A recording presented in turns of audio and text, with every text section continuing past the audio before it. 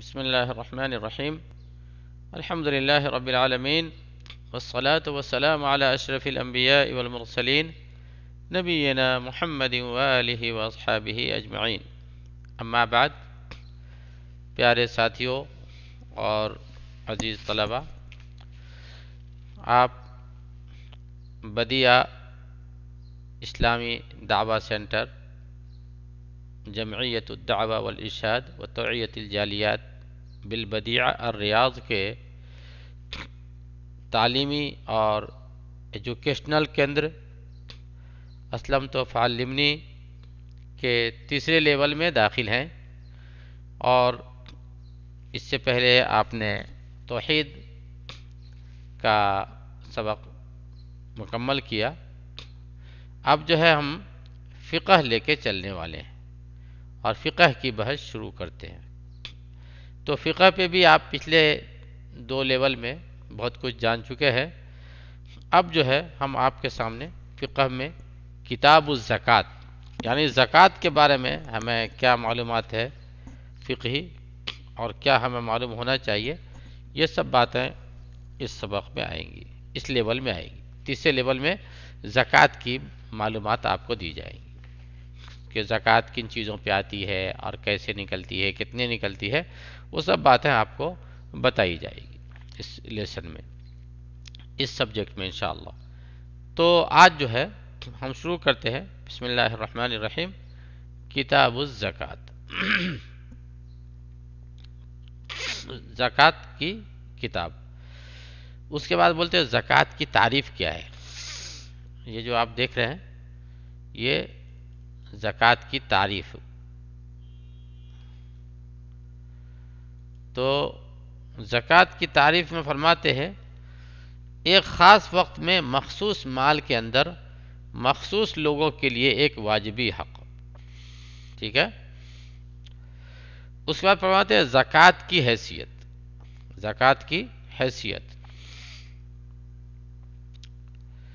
تو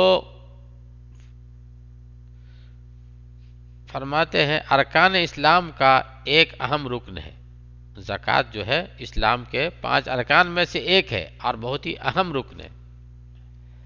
قرآن کریم میں اکثر مقامات پہ اللہ نے زکوٰۃ کو نماز کے ساتھ ذکر فرمایا ہے.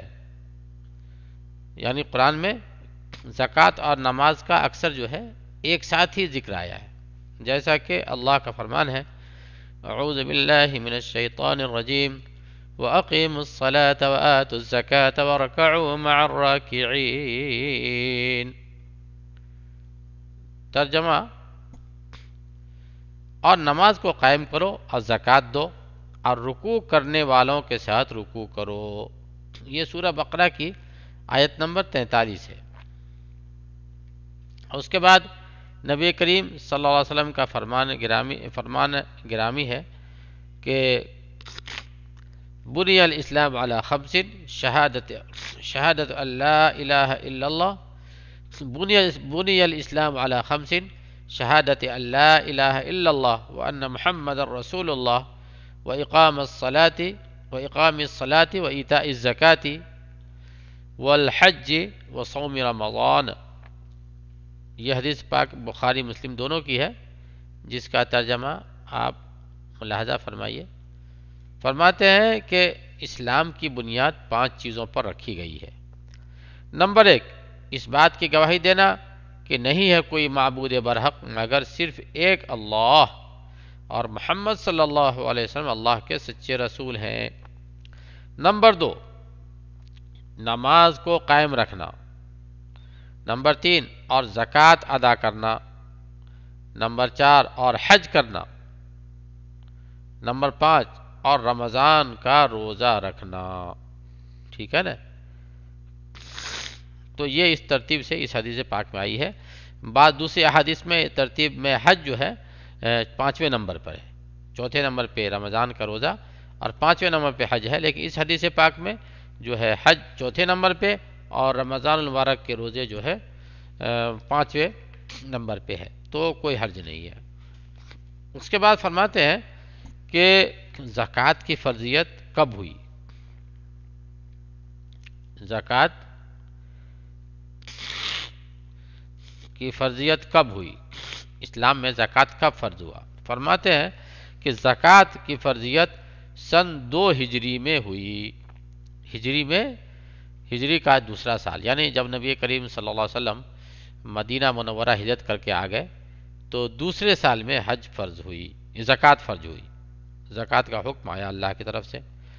چنانچہ فرماتے ہیں جس نے زکوٰۃ کے واجب ہونے کا انکار کیا اس نے اس کے ساتھ کفر کیا، خواہ وہ زکوٰۃ ادا کرنے والا ہو یا نہ ادا کرنے والا ہو، اور جو اس کے واجب ہونے کا اقرار اعتراف کرے لیکن اس کی ادائیگی میں تعاون و سستی برتے تو وہ فاسق ہے، اور اگر کوئی قوم زکوٰۃ دینا بند کر دے تو اس سے جنگ کی جائے گی۔ ٹھیک ہے، 3 بات بتائے اس پہ کہ زکوٰۃ کا اگر کوئی انکار کر دے تو وہ کافر ہے۔ ٹھیک ہے، یعنی کوئی بول دے کہ زکوٰۃ ہے ہی نہیں، زکوٰۃ کوئی چیز نہیں اسلام میں، زکوٰۃ ہے ہی نہیں، تو وہ کافر ہو جائے گا۔ اور اگر کوئی سستی سے یا بخالت سے اپنا پیسہ بچانے کے لیے زکوٰۃ نہیں نکالتا ہے تو وہ کافر تو نہیں ہے لیکن وہ فاسق ہے، یعنی بہت بڑا گنہگار ہے۔ اور اگر کوئی قوم زکوٰۃ نہیں دے گی تو امام وقت جو ہوگا ان سے جو ہے جنگ کرے گا۔ ٹھیک ہے، اس کے بعد جو ہے زکوٰۃ کے فضائل بیان کرتے ہیں۔ زکوٰۃ کے فضائل: نمبر 1، نفس اور مال کی طہارت و پاکیزگی سے نفس اور مال کی طہارت و پاکیزگی ہے۔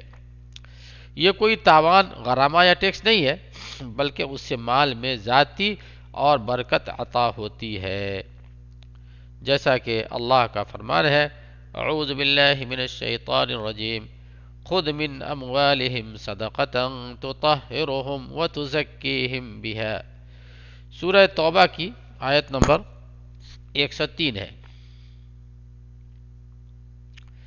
کہ اللہ کا فرمان ہے